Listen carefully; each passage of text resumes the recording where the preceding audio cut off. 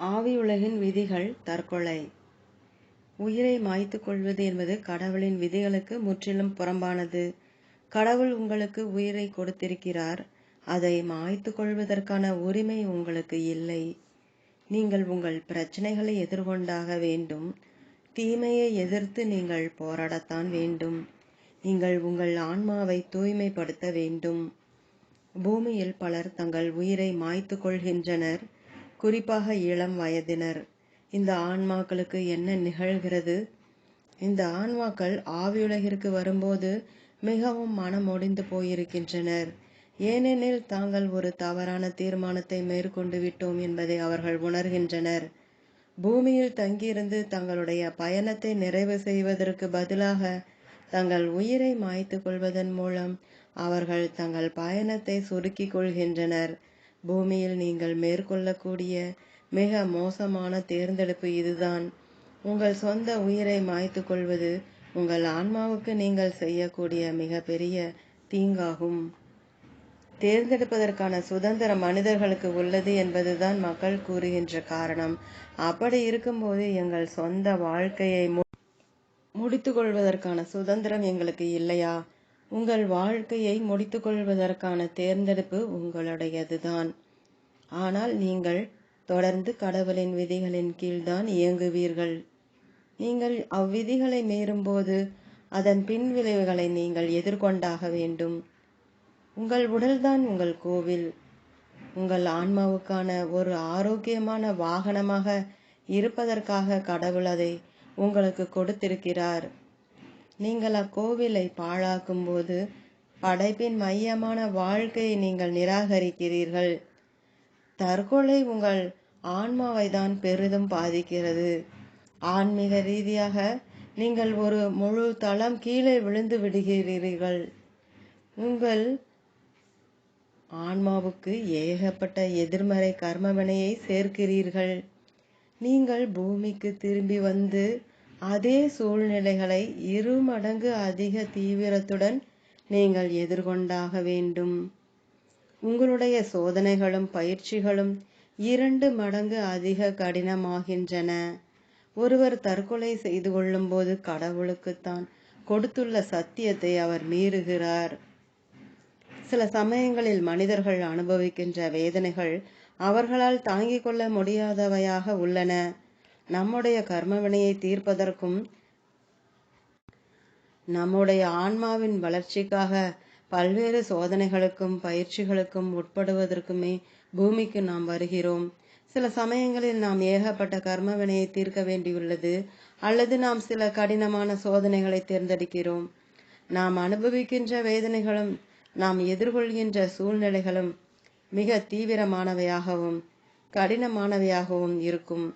ஆனால் என்ன ஆனாலும் சரி, நாம் நம்ம பயணத்தை நிறைவு செய்தாக வேண்டும். தாங்கிக் கொள்ள முடியாத அளவு வேதனையை தாங்கள் அனுபவித்துக் கொண்டிருந்தாலும் தற்கொலை செய்து கொள்வதன் மூலம் மற்றவர்களுக்கு தாங்கள் ஏற்படுத்தக்கூடிய வேதனையும் பொறுத்து கொள்ளப்பட முடியாததாகவே இருக்கிறது என்பதை மனிதர்கள் உணர்வதில்லை. தற்கொலையும் ஒரு சுயநலமான நடவடிக்கைதான். ஒருவர் வேதனையில் இருக்கும்போது அவர் மற்றவர்களை பற்றி சிந்தித்து கொண்டிருப்பதில்லை. நீங்கள் அனுபவிக்கின்ற வேதனை நீங்கள் உங்களை பற்றி மட்டுமே சிந்திக்கும்படி செய்து விடுகிறது. ஆனால் உங்கள் அன்புக்குரியவர்களின் நிலை என்னவாகும்? நீங்கள் விட்டு செல்கின்ற மக்களின் கதி என்னவாகும்? நீங்கள் உங்கள் சொந்த ஆன்மாவுக்கு தீங்கு விளைவிப்பதோடு கூடவே மற்றவர்களுடைய ஆன்மாக்களுக்கும் தீங்கு விளைவிப்பதன் மூலம் உங்கள் கர்ம வினையை அதிகரிக்கிறீர்கள். தங்களுக்கு யாரும் இல்லை என்றும் தங்கள் உயிரை மாய்த்துக் கொள்வதற்கு அதுதான் காரணம் என்றும் சிலர் கூறுவர். ஆனால் ஒருவேளை அது அவர்களுடைய கர்ம வினையாக இருக்கக்கூடும். அல்லது இந்த தனிமையை பொறுத்து கொண்டு அவர்கள் எவ்வளவு வலிமையாக இருக்கிறார்கள் என்று அவர்கள் சோதிக்கப்பட்டு கொண்டிருக்கலாம். சுயநலம் உங்கள் பிரச்சனைகளை அதிக பூதாகரமாக தோன்ற செய்கிறது. தனிமை என்று ஒரு மிகப்பெரிய பிரச்சனையாக இருக்கிறது. மக்களுக்கு குடும்பங்கள் இருந்தும் கூட அவர்கள் தனிமையை உணர்கின்றனர். பூமியில் ஏன் இவ்வளவு தனிமை நிலவுகிறது? மக்கள் தனிமை உணர்வதற்கு 2 காரணங்கள் இருக்கின்றன. முதலாவதாக, பூமியில் நீங்கள் ஒரு முழுமையான ஆன்மாவாக இருப்பதில்லை. இரட்டை ஆன்மாக்கள் பற்றி இப்போது நீங்கள் அறிந்திருப்பதால் நீங்கள் ஒரு பாதி ஆன்மாதான் என்பதை நீங்கள் உணர்வீர்கள். நீங்கள் உணர்கின்ற தனிமை உங்களுடைய மறுபாதி குறித்து நீங்கள் கொண்டிருக்கும் ஏக்கம்தான். ஆனால் நீங்கள் இதை புரிந்து கொண்ட பிறகு பூமியில் நீங்கள் முழுமை உணர்வை பெறுவதை உறுதி செய்தாக வேண்டும். ஏனெனில் இது உங்களுக்கான ஒரு சோதனை. உங்களுடைய ஆன்மீக குறிக்கோளை நிறைவேற்றுவதன் மூலம் பூமியில் உங்களால் முழுமையை உணர முடியும். உங்கள் வாழ்வின் உண்மையான நோக்கத்தை நீங்கள் கண்டுபிடித்துவிட்டால் நீங்கள் மன அமைதி பெறுவீர்கள். பூமியில் நீங்கள் உங்கள் குறிக்கோளை நிறைவேற்றி கொண்டிருக்கவில்லை என்று உங்கள் ஆழ்மனம் உங்களிடம் கூறும்போதுதான் ஒருவித வெறுமை உணர்வு உங்களுக்குள் தலை தூக்குகிறது. இரண்டாவதாக, பூமி உங்கள் உண்மையான வீடு அல்ல என்பதை உங்கள் ஆழ்மனம் அறிந்துள்ளது. அது ஆவியுலகம் குறித்தும் அங்கிருக்கும் உயர்ந்த தலங்களில் நிலவும் அமைதி குறித்தும் உங்களுடைய குழு ஆன்மாக்கள் குறித்தும் உங்களுடைய அன்புக்குரியவர்கள் குறித்தும் இயங்குகிறது. நீங்கள் மனநிறைவை உணராததற்கு இதை ஒரு சாக்கு போக்காக நீங்கள் பயன்படுத்தக்கூடாது. மனநிறைவை அடைவது பூமியில் நீங்கள் எதிர்கொள்ள வேண்டிய மாபெரும் சோதனைகளில் ஒன்று. அதில் நீங்கள் ஒரு காலம் தோற்றுவிடக்கூடாது. மரணம் உங்களுக்கு மன அமைதியை கொண்டு வருவதற்காக காத்திருக்காதீர்கள். ஆவியுலகில் நீங்கள் மன அமைதியோடு இருப்பதற்கு முதலில் பூமியில் மன அமைதியோடு இருக்க நீங்கள் கற்றுக்கொள்ள வேண்டும். தனிமை என்பது போராட்டத்தின் ஒரு பகுதி. அது சரியாக கையாளப்பட வேண்டும். அப்படியானால் பூமியில் நாங்கள் எப்போதும் தனிமையாக இருப்பதாக உணர்வோமா? இல்லை, பூமியில் உங்களால் மகிழ்ச்சியாக இருக்க முடியாது என்பதோ, நீங்கள் எப்போதும் தனிமையாகவே உணர்வீர்கள் என்பதோ உண்மையல்ல. ஆனால் தனிமை என்பது மகிழ்ச்சியின்மைக்கும் உள சோர்வுக்கும் இட்டு செல்லக்கூடிய விஷயங்களில் ஒன்று என்பதை மறுப்பதற்கில்லை. இந்த உளச்சோர்வு தொடருமேயானால் அது உங்களுக்கு தற்கொலை எண்ணத்தை கொடுக்கும். ஒருவர் தன் உயிரை மாய்த்து கொள்வதற்கு அவருக்கு வலிமையும் துணிச்சலும் தேவை என்பது உண்மைதானா? அது உண்மையல்ல. உங்கள் வாழ்க்கையை முடித்து கொள்ள வேண்டும் என்ற உணர்வு உங்களுக்கு ஏற்படுகிறது என்றால் நீங்கள் உங்கள் ஆன்மாவை வலிமைப்படுத்த வேண்டும் என்று பொருள். இந்த வலிமை உங்களுக்குள் இருக்கிறது என்று நம்புங்கள்.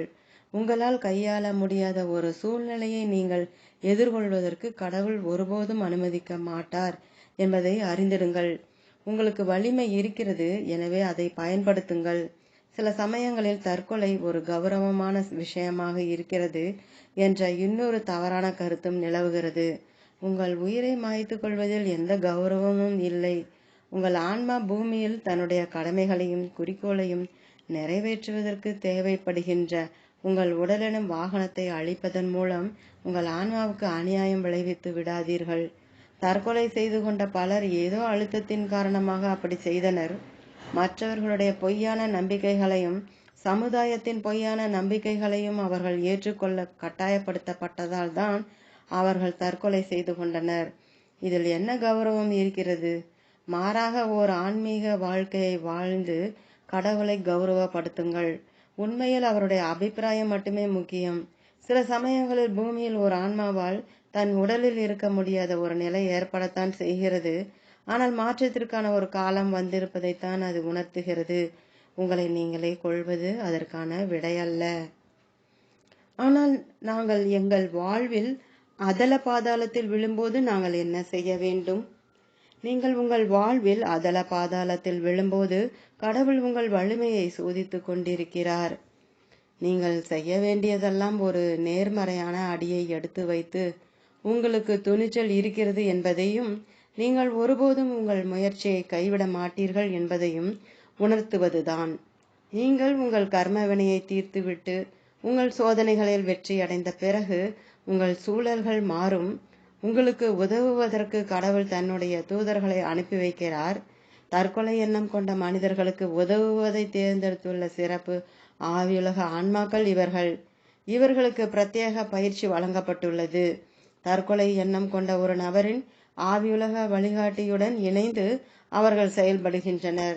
எண்ண பதிவுகள் மற்றும் பிரார்த்தனைகளின் வாயிலாக பூமியில் உள்ள அந்த நபர் தற்கொலை செய்து கொள்வதை அவர்கள் தடுக்க முயற்சிக்கின்றனர். உயிரோடு இருப்பதற்கு தேவையான வலிமையை அவருக்கு கொடுப்பதற்கு ஆழ் மனதின் வாயிலாக அவர்கள் செய்திகளை அனுப்புகின்றனர். தற்கொலை நடவடிக்கையின் பின்விளைவுகள் மிக தீவிரமானவையாக இருக்கும் என்பதால் புவிவாழ் மனிதர்கள் தங்கள் உயிர்களை மாய்த்து கொள்கின்ற தவறை செய்வதை கடவுள் விரும்புவதில்லை. இவ்விஷயத்தில் மனிதர்களுக்கு உதவுவதற்காகவே இந்த சிறப்பு ஆன்மாக்கள் இருக்கின்றனர். உங்கள் கண்களை திறந்து வைத்துக் கொண்டு பூமியில் நீங்கள் வாழ வேண்டியதற்கான காரணங்களை பற்றி சிந்தித்து பாருங்கள். உங்கள் ஆன்மீக குறிக்கோள், சேவை, வளர்ச்சி ஆகியவையே அக்காரணங்கள். மேலும் சில சமயங்களில் நீங்கள் தற்கொலை செய்து கொள்வதற்கான காரணங்கள் முற்றிலும் நகைப்புக்குரியதையாக இருக்கின்றன என்பதை புரிந்து கொள்ளுங்கள். எடுத்துக்காட்டாக, பரீட்சையில் தாங்கள் தோற்றுவிட்டதால் தங்கள் பெற்றோரை எதிர்கொள்ள அச்சப்பட்டு இளம் வயது மாணாக்கர்கள் தற்கொலை செய்து கொள்கின்றனர். இன்றைய காலகட்டத்தில் ஏராளமான பெற்றோர்கள் தங்கள் குழந்தைகளிடம் மிக கடுமையாக நடந்து கொள்கின்றனர். அக்குழந்தைகள் தவறான விஷயங்களை செய்வதற்கு அவர்கள் வழிவகுக்கின்றனர். சில குழந்தைகள் சித்திரவதை செய்யப்படுகின்றனர், அச்சுறுத்தப்படுகின்றனர், காயப்படுத்தப்படுகின்றனர். அப்படிப்பட்ட நேரங்களில் உண்மையை மனம் விட்டு பேசுவதற்கு ஒரு குழந்தைக்கு யாரும் இல்லாமல் போகும்போது தற்கொலை போன்ற ஒரு மோசமான தீர்மானத்தை அக்குழந்தை மேற்கொள்ள நேரிடுகிறது. பெற்றோரின் வழிகாட்டுதல் என்பது கண்டிப்புடன் நடந்து கொள்வதை பற்றியது அல்ல. மாறாக தன் குழந்தையை புரிந்து கொண்டு அக்குழந்தையின் ஆன்மாவுக்கு எது சிறந்ததோ அதை செய்வதுதான் பெற்றோர்கள் தங்கள் குழந்தைகளுக்கு கொடுக்கக்கூடிய உண்மையான வழிகாட்டுதல் ஆகும். சில சமயங்களில் ஒரு பெற்றோரின் அறியாமை, கொடூரம், புரிதலின்மை ஆகியவை ஒரு குழந்தையை தற்கொலைக்கு தூண்டுகின்றன. தங்களுடைய பெற்றோரின் நச்சரிப்பை கையாள முடியாமலும் அவர்கள் இழைக்கும் கொடுமைகளை தாங்கிக் கொள்ள முடியாமலும் சில குழந்தைகள் ஜன்னல் வழியாக கீழே குதித்து தற்கொலை செய்து கொள்ள விரும்புகின்றனர். அப்படிப்பட்ட நேரங்களில் அக்குழந்தையின் உடலில் நீடித்திருப்பது அதன் ஆன்மாவுக்கு முடியாத காரியமாகி விடுகிறது. ஏராளமான குழந்தைகள் அற்ப விஷயங்களுக்காக தங்கள் உயிரை மாய்த்து கொள்கின்றனர். அவர்கள் ஆவி உலகிற்கு போகும்போது தங்களுடைய நடவடிக்கைகள் எவ்வளவு பொறுப்பற்றவையாக இருந்தன என்பதையும் தங்களுடைய பயங்கள் அபத்தமானவை என்பதையும் அவர்கள் புரிந்து கொள்கின்றன. அப்படிப்பட்ட மக்கள் தோல்வி என்பது தற்காலிகமானது என்பதையும் வெற்றிக்கான ஒரு படிக்கட்டுதான் அது என்பதையும் அறிந்து கொள்ள வேண்டியது அவசியம். மகிழ்ச்சியை உணர்வதற்கு வருத்தத்தை அனுபவிக்க வேண்டியிருப்பது போல வெற்றி பெறுவதற்கு நீங்கள் தோல்வியை அனுபவித்தாக வேண்டும். தோல்வி என்பது ஒரு கற்றல் அனுபவம் மட்டுமே.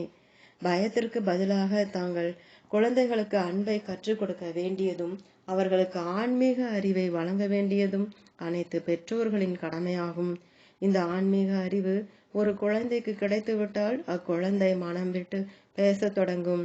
ஒரு நல்ல மனிதனாக இருப்பதுதான் எல்லாவற்றையும் விட முக்கியமானது என்பதை பெற்றோர்கள் மறந்து விடுகின்றனர். மாறாக புவியுலகில் சாதனைகள் தான் முக்கியம் என்று கற்றுக் கொடுப்பதன் மூலம் தவறான திசையில் அவர்கள் தங்கள் குழந்தைகளை தள்ளிவிடுகின்றனர். வெற்றி பற்றிய தவறான கண்ணோட்டங்களை கொடுப்பதன் மூலம் அவர்கள் தங்கள் குழந்தைகளை தவறான விதத்தில் வழி நடத்துகின்றனர். இந்த ஆன்மாக்களுக்கு எவ்வாறு ஒருவர் உதவுவது? சில சமயங்களில் அவருடைய உளச்சோர்விலிருந்து மீட்பதற்கு அன்பான ஒரு சிறு காரியம் மட்டுமே தேவைப்படுகிறது. அக்காரியம் அவர் தன்னிடத்திலும் மற்றவரிடத்திலும் மீண்டும் நம்பிக்கை கொள்ளும்படி செய்கிறது. ஒருவர் ஒரு கடினமான காலகட்டத்தை அனுபவித்துக் கொண்டிருப்பது உங்களுக்கு தெரிய வந்தால் அவருக்கு உதவ முயற்சி செய்யுங்கள். அவர் தன்னுடைய வேதனையை கையாள்வதற்கு உங்களால் உதவ முடிந்தால் நீங்கள் ஆசீர்வதிக்கப்படுவீர்கள். மற்றவர்களை தற்கொலைக்கு தள்ளுகின்ற எதிர்மறை ஆன்மாக்களின் தலைவிதி உங்கள் கற்பனைக்கு அப்பாற்பட்டதாக இருக்கிறது. இன்னொருவரை தற்கொலை செய்து கொள்ள தூண்டுகின்ற ஒருவர் கொலைக்கு ஈடான ஒரு பாவத்தை செய்கிறார். மக்கள் சில சமயங்களில் உணர்ச்சி ரீதியாக ஒருவரை மிரட்டுவதற்கு தற்கொலையை ஒரு கருவியாக பயன்படுத்துகின்றனர். ஒருவருடைய கவனத்தை பெறுவதற்கோ தன்னுடைய ஒரு கருத்தை நிரூபிப்பதற்கோ அல்லது ஒருவரை பழி வாங்குவதற்கோ மக்கள் தற்கொலை செய்து கொள்ள முயற்சிக்கின்றனர். அடுத்தவர் குற்ற உணர்வு கொள்ளும்படி செய்வதற்கு அவர்கள் அவ்வாறு செய்கின்றனர். இது அவர்களை மேலும் கீழே தள்ளிவிடுகிறது. அவர்களுடைய கர்ம வினையும் பெருமளவு அதிகரிக்கிறது. எதிர்மறை எண்ணங்களோ அல்லது தற்கொலை எண்ணங்களோ உங்கள் மனதில் தோன்றும் போது நீங்கள் உங்கள் நினைவில் வைத்துக் கொள்ள வேண்டிய ஒரு சில விஷயங்கள் இவை. இந்த எண்ணங்கள் உடனடியாக தடுத்து நிறுத்தப்பட வேண்டும். ஏனெனில் அவை இறுதியில் உங்களை தவறான பாதைக்கு இட்டு சென்றுவிடும். ஒன்று, ஒரு எதிர்மறை எண்ணம் வரும்போது அதை உடனடியாக கலைந்து விடுங்கள். உங்கள் மனதை திசை திருப்பி ஏதேனும் ஒரு நேர்மறை நடவடிக்கையை மேற்கொள்ளுங்கள். நீங்கள் அந்த எதிர்மறை எண்ணத்தை எவ்வளவு அதிகமாக ஆய்வு செய்கிறீர்களோ அவ்வளவு அதிக சக்தியை நீங்கள் அதற்கு கொடுக்கிறீர்கள். உங்கள் மனதை வேறு எதிலேனும் செலுத்துவதன் மூலம் அப்படிப்பட்ட எதிர்மறை எண்ணங்களை உங்களிடமிருந்து விடுவித்து விடுங்கள். உடல் ரீதியான வேலை எதையேனும் செய்யுங்கள். மாறுவதற்கு காலம் இன்னும் கடந்துவிடவில்லை. 2. படியுங்கள். ஆன்மீக அறிவை பெறுங்கள். உங்கள் வாழ்வில் ஏன் சில குறிப்பிட்ட விஷயங்கள் நிகழ்கின்றன என்பதை நீங்கள் புரிந்து கொள்ளும் போது அவற்றை ஏற்றுக்கொள்வதும் கையாள்வதும் உங்களுக்கு சுலபமாகி விடுகிறது. எடுத்துக்காட்டாக கர்மவினை என்ற கோட்பாட்டை பற்றி நீங்கள் புரிந்து கொள்ளும் போது கடினமான சூழ்நிலைகளை கையாள்வது சுலபமானதாக ஆகிவிடுகிறது. 3. உங்களுடைய ஆழ்மனதில்தான் உங்களுடைய உண்மையான வலிமை அடங்கியுள்ளது என்பதால் உங்கள் ஆழ்மனதை திறந்து வையுங்கள். கடினமான சமயங்களின் போது ஆழ்மனம் உங்களுக்கு வழிகாட்டுதலையும் வலிமையையும் வழங்குகிறது. 4. மக்கள் கூறுகின்றவற்றை பெரிதாக எடுத்துக்கொள்ளாதீர்கள். அவர்கள் உங்களை ஊக்கமிழக்கச் செய்ய ஒருபோதும் அனுமதிக்காதீர்கள். நீங்கள் செய்வது நல்ல காரியமாகவும் சரியான காரியமாகவும் இருந்தால், நீங்கள் கடவுளின் நல்வழியில் நடந்து கொண்டிருந்தால், உங்கள் பெற்றோர் உங்களுக்கு எதிராக இருந்தால் கூட உறுதியாக இருங்கள். ஆனால் நீங்கள் உண்மையிலேயே கடவுளின் நல்வழியில் சென்று கொண்டிருப்பதை உறுதி செய்து கொள்ள வேண்டியது முக்கியம். உங்களை நீங்களே ஏமாற்றிக் கொள்ளாதீர்கள். கர்வத்தோடு நடந்து கொள்ளாதீர்கள். 5. நீங்கள் ஒரு தவறு செய்திருந்தால் அதை ஒப்புக்கொள்ளுங்கள். பிறகு நீங்கள் மாறுங்கள். ஆனால் குற்ற உணர்வு உங்களை ஆட்கொண்டு விடாமல் பார்த்து கொள்ளுங்கள். தவறுகள் செய்வது மனித இயல்பு. ஆனால் அத்தவறுகளிலிருந்து பாடங்களை கற்றுக்கொண்டு மீண்டும் அத்தவறுகளை செய்யாமல் இருப்பதுதான் இங்கு முக்கியமான விஷயம். மேலும் உங்கள் தவறை மறைக்க ஒருபோதும் முயற்சி செய்யாதீர்கள். நீங்கள் அதை மறைக்க முயன்றால் அது இன்னமும் அதிக தவறுகளுக்கு வழிவகுக்கும். உங்கள் தவறுக்கான பொறுப்பை ஏற்றுக்கொள்ளுங்கள். 6. கடினமாகவும் உண்மையாகவும் பிரார்த்தனை செய்து உங்களுக்கு உதவுவதற்கு தன்னுடைய தேவதூதர்களை அனுப்பி வைக்கும்படி கடவுளிடம் கேளுங்கள். கடவுளிடம் வழிகாட்டுதலையும் பாதுகாப்பையும் கேட்க வேண்டியது முக்கியம். 7. இயற்கையான ஒளிச்சுடர் ஒன்றை தினமும் 24 மணி நேரமும் ஏற்றி வையுங்கள். ஒளியானது எதிர்மறை ஆற்றலை உறிஞ்சி உங்களை சுற்றிலும் இருக்கும் மதில்களை தூய்மையாக்குகிறது. 8. எதிர்மறையான மக்களிடமிருந்தும் உங்களை தவறான பாதையில் அழைத்து செல்கின்ற நபர்களிடமிருந்தும் விலகியே இருங்கள்.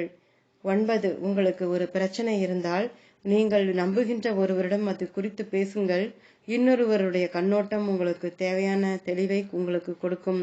பூமியில் உங்கள் நம்பிக்கைக்குரிய ஒருவர் கூட இல்லை என்றால் நீங்கள் பேசக்கூடிய மிக அழகான நபர் உங்கள் சொந்த ஆழ்மனம்தான். உங்கள் ஆழ்மனம் ஆய்வுலகத்துடன் இணைக்கப்பட்டுள்ளது. 10.